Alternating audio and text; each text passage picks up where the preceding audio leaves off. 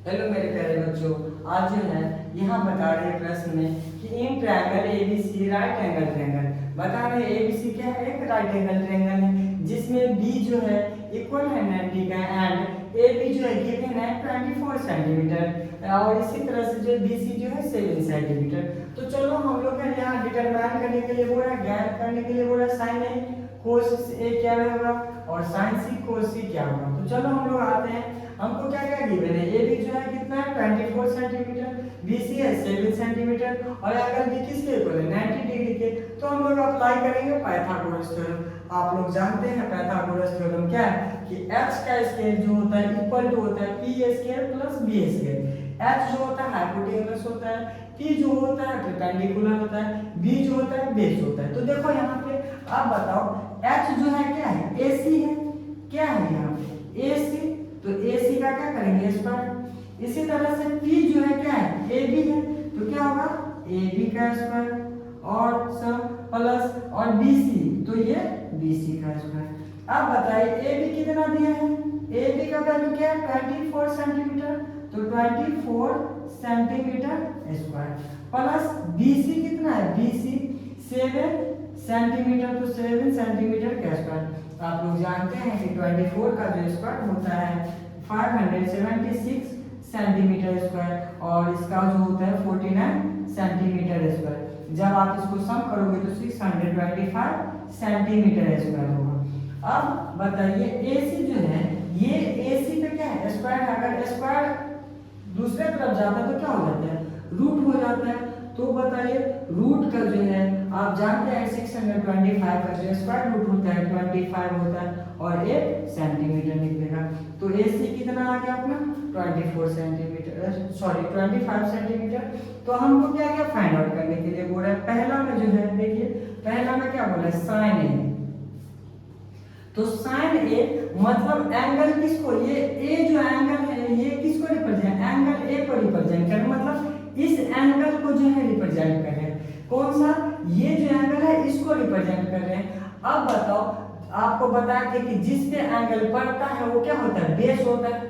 तो आप तो जानते हैं कि आपको अभी ट्रिक बताए थे कि पंडित बद्री प्रसाद हर हर बोले। अब बताओ ये साइन था, ये कोस था और ये टेन था। अब बताओ साइन बराबर साइन थीटा बराबर क्या होगा साइन ए, तो एंगल ए, तो P का काम क्या करेगा, P का जो काम है इसके अपोजिट वाला BC करेगा, तो BC।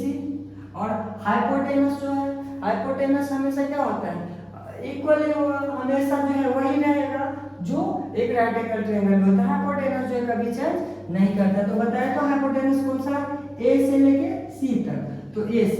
अब बताओ आपको BC दिया है, BC कितना है 7 सेंटीमीटर और AC कितना है, AC आप यहाँ पे निकाले हैं कितना आया है 25 सेंटीमीटर और ये 25 सेंटीमीटर से सेंटीमीटर तो 7/20 से है इतना जो है साइन ए का जो है वैल्यू आ गया और यही क्या हो गया पहला आंसर। जबकि दूसरा में क्या बोला है कोस ए का वैल्यू फाइंड आउट करने के लिए क्या बोला है दूसरा में कोस ए का वैल्यू। तो आप तो जानते हैं कोस थीटा बराबर क्या होता है b/h। अब बताइए ए जो है किसको किस एंगल को रिप्रेजेंट करे इसको।